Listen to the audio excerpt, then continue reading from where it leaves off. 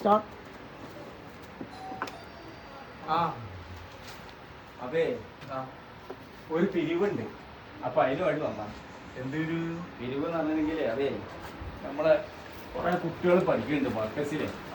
അപ്പൊ അതിന് വേണ്ടി പിരിവിന് വേണ്ടി വന്നാണ്. ഞാൻ കാക്കാനെ വിളിക്കാം. അസ്സലാമലൈക്കും. നമ്മളൊരു പിരിവിന് വന്നാണ്. റാഫിയല്ലേ? അതെ, അവങ്ങൾക്ക് ഇങ്ങനെ മനസ്സിലായത് ഇയാളെ പഹാജിന്റെ കൂടെ പഠിച്ചല്ലേ? നമ്മൾ വെള്ളം കൂടി ഏതോ തന്ത വിചാരിച്ച് ഇതിന്റെ കൂടെ പഠിച്ചാടാ. അത് ശരി. ഞങ്ങളെ ഒരുമിച്ച് പഠിച്ചിരുന്ന ഏത് ഇതിലെന്നെ നമ്മൾ 93 ബാച്ചില്.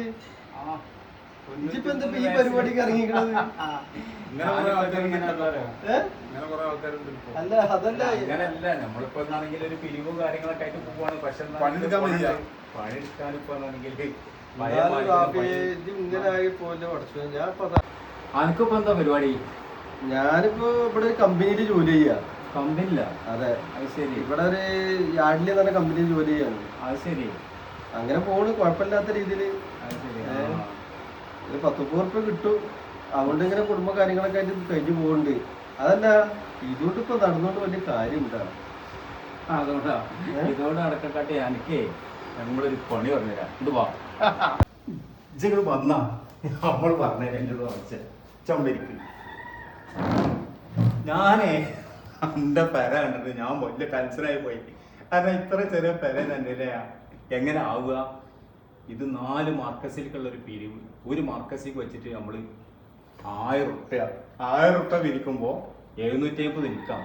750 നടക്കാം. 750. പിന്നെന്താ, നമ്മൾ കോടീശ്വരാകുമ്പോണ്ടാ. പിന്നെ അനക്ക് വേണം നെയ്ച്ചിന്റെ കൂടെ കുടിക്കാം. ഇപ്പൊ 4 ബസ് വരുമ്പോ എന്റെ ഇവിടെ ഓടുന്ന അനക്കറിയോ? വീക്കാത്ത അറിയോ? വീക്കാത്ത ബസ്. ബസ് അവര് 4 ബസ് അതാ ഇന്റതാണ്. പിന്നെ വളാഞ്ചേരിലും വീക്കൽ ഹോട്ടലുണ്ട്.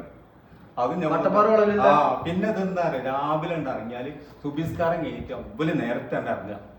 ഒരു 10-11 വെയിൽ ചൂടാകുമ്പോ ഇപ്പൊ ഞാൻ AC പോയി കിടക്കേണ്ട സമയം. കാരണം ഇന്ന് കുറച്ച് ലേറ്റായി. 2 പേരെ കുറച്ച് ഇന്ന് വർത്താനം പറഞ്ഞു. അപ്പൊ എന്തായാലും വേണ്ടില്ല, നമ്മളെ കൂടെ കുടിക്കും. കായ് ഉണ്ടാക്കാൻ പറ്റിയ ഐഡിയ ഇത് ഇല്ലാത്തതാണ്. അനക്ക് ഇപ്പോഴൊന്നും ഉണ്ടായില്ലല്ലോ. അങ്ങനെ പോകണ്ട്, ജീവിച്ചു പോകാം, അത്ര ജീവിച്ചു പോകാന്നുണ്ടെങ്കിൽ ഇപ്പൊ ഞാൻ എന്റെ ഒപ്പം പഠിച്ചവനായോണ്ട് പറയണം. അല്ലെങ്കിൽ ഇപ്പൊ ഇതൊന്നും ഇപ്പൊ പറയാൻ പറ്റില്ല. കാരണം എന്താ പറയുക, കേസ് മുരുമാരൊക്കെ വരും. ഇപ്പൊ പല എത്തിങ്ങാൻ വരും. പക്ഷെ ഒക്കെ പറഞ്ഞു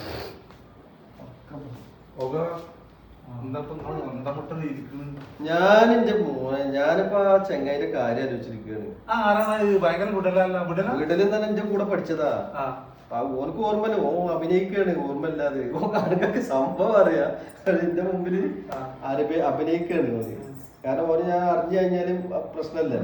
ഇങ്ങനത്തെ പരിപാടിയാന്ന് പറഞ്ഞാല് ചെങ്ങായി ലക്ഷപ്രൂഫ് ആണല്ലോ, കോടികൾക്ക് നീ കുറച്ചുള്ളൂല്ലോ.